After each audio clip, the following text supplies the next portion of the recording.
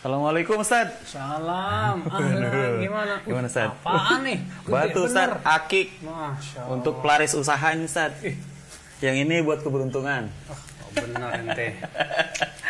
Ente tahu nggak itu syirik keyakinan seperti itu?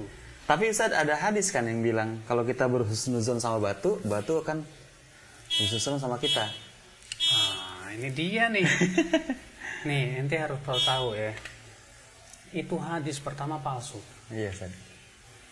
Para ulama menyatakan bahwa itu adalah hadis yang palsu maudhu yang dibuat oleh orang-orang musyrikin. Orang-orang yang suka mempersekutukan Allah Subhanahu wa taala.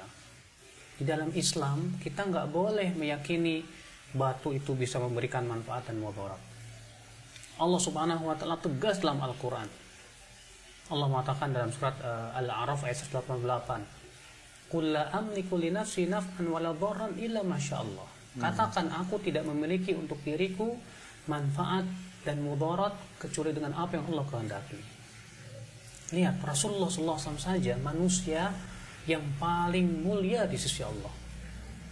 Ternyata Rasulullah SAW ya disuruh mengatakan oleh Allah dalam surat Al-A'raf ini, aku tidak memiliki untuk diriku manfaat dan mudarat kecuali dengan apa yang Allah kehendaki. Kalau itu Rasulullah yang masih hidup, bagaimana sudah meninggal? Apalagi benda-benda mati, Bang. Batu Ustaz. Iya, itu dia. Kenapa pakai dua Ustaz? Ya, maka dari itu, Bang, pakai cincin boleh-boleh aja, Bang.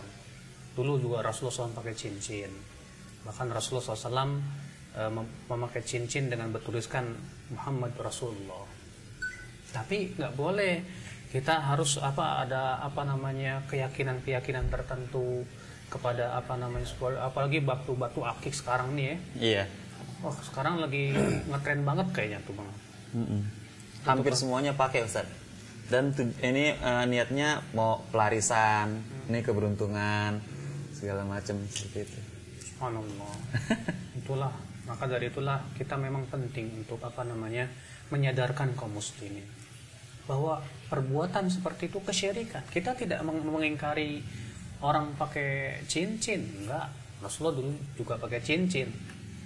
Tapi yang kita ingkari adalah keyakinannya itu loh. Dia bilang katanya cincin batu akik itu kalau warnanya apa? Warna merah, biru, macam-macam dan yang lainnya punya ini bisa mengentekan jodoh lah, ini bisa melancarkan rezeki lah. Ini jelas kesyirikan. Sebab ya, benda mati tidak bisa memberikan manfaat dan mudarat. Nah, di sini harus kita fahami bahwa ini sangat bertentangan dengan ruhul Islam, roh Islam. Islam tidak pernah mengajarkan hal seperti itu. Bahkan Islam menganggap bahwasanya itu adalah merupakan kesyirikan. Makanya dahulu ya orang-orang musyrikin di zaman para nabi terdahulu menyembah apa? Batu. Mereka menyembah patung. Mereka punya keyakinan bahwa patung ini bisa memberikan manfaat dan mudarat. Bahkan orang-orang musyrikin Quraisy, mereka menyembah batu yang bernama Lata, Uzza, Manat. Ketika mereka ditanya siapa yang menciptakan langit dan bumi? Allah. Tapi ketika ditanya kepada mereka, kenapa kamu menyembah batu? Apa kata mereka? Kami tidak menyembah batu. Allah mengatakan dalam surat Az-Zumar apa? Walladzina takhadhu min dunihi awliya ma na'buduhum illa liqarribuna ila Allahi zulfa.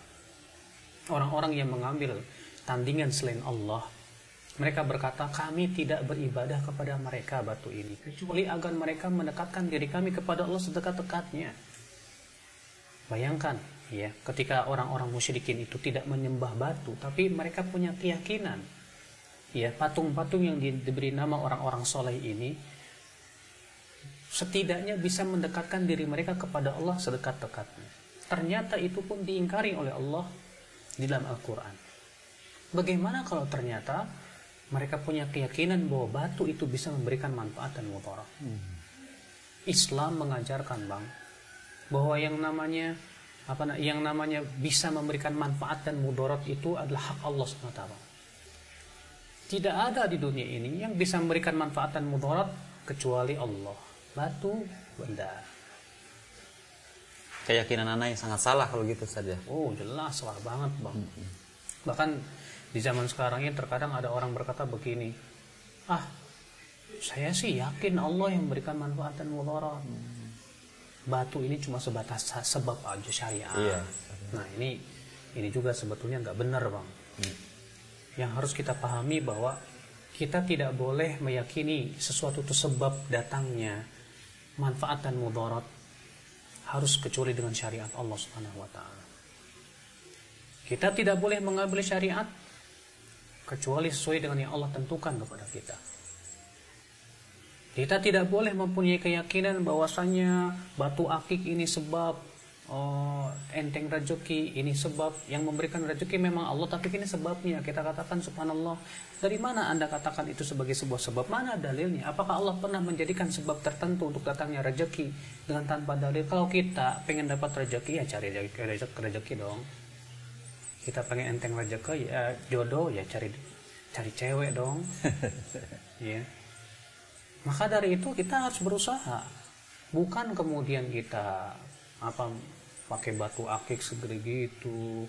Udah gitu kita punya keyakinan bahwasanya batu-batu akik itu bisa memberikan manfaat dan mudarat, bisa mengentengkan rezeki lah, mengentengkan jodoh lah, supaya kedudukan tambah kenceng lah dan yang lainnya. Bahkan terkadang juga ada yang punya keyakinan katanya itu ada khodam-khodamnya itu, Bang. Iya. Jin-jin khodam itu.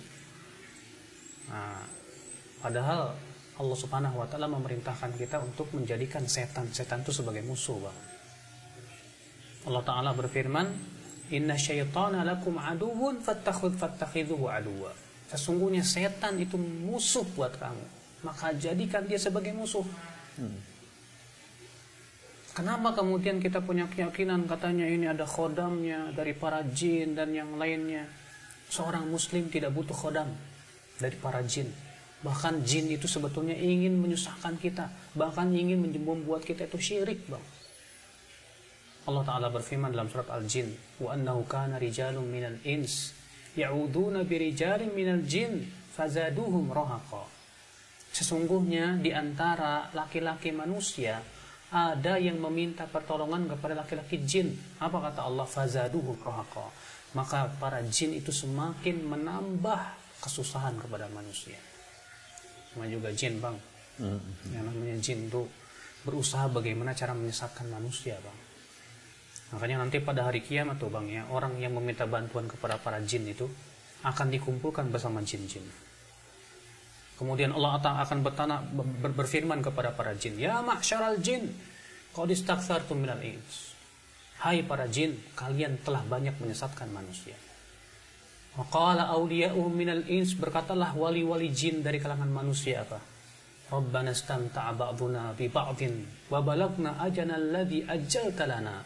Wahai Rabb kami, sebagian kami sudah merasakan kenikmatan dari sebagian yang lain. Artinya jin menikmati penyembahan manusia kepada dia, dan manusia menikmati bantuan jin kepada dia. Makanya Allah mengatakan Rabbana istamta'a ba'duna bi ba'din wa balagna ajalana alladhi ajjalta lana. Ya Allah, dulu kami di dunia sudah saling menikmati di antara kami sesama kami. Ya, sebagian kami dengan yang lainnya, dan kami telah sampai kepada ajal yang telah Engkau tentukan. Apa kata Allah? Qalan naru mathwakum khalidina fiha. Allah berfirman, neraka tempat tinggal kalian selama-lamanya. Mau masuk neraka, Bang? Enggak. Iyalah. Masuk surga, Ustaz. Iya, gara-gara cincin bisa masuk neraka, Ustaz, ya? Betul. Tapi ingat ya, pakai cincin boleh-boleh aja. Yang penting adalah jangan sampai ada keyakinan tertentu yang syirik. Apalagi punya keyakinan batu akik. Para ulama hadis mengatakan, Bang, seluruh hadis yang menyebutkan tentang keutamaan batu akik itu palsu. Waduh. Palsu, nggak ada yang sahih, Bang. Makanya ya pakai batu akik boleh-boleh aja sih. Cuma kan jangan punya keyakinan itu ada keutamaannya. Jadi Anda tetap pakai nggak apa-apa, Ustaz, ya? Jangan apa-apa. Tapi sayang, Ustaz, mahal harganya, Ustaz. Tapi juga jangan ini, Bang. Jangan buat ngegetok orang. Iya, tapi Ustaz, syukran, Ustaz. Iya deh. Assalamualaikum. Waalaikumsalam warahmatullahi wabarakatuh. Terima kasih. Ya.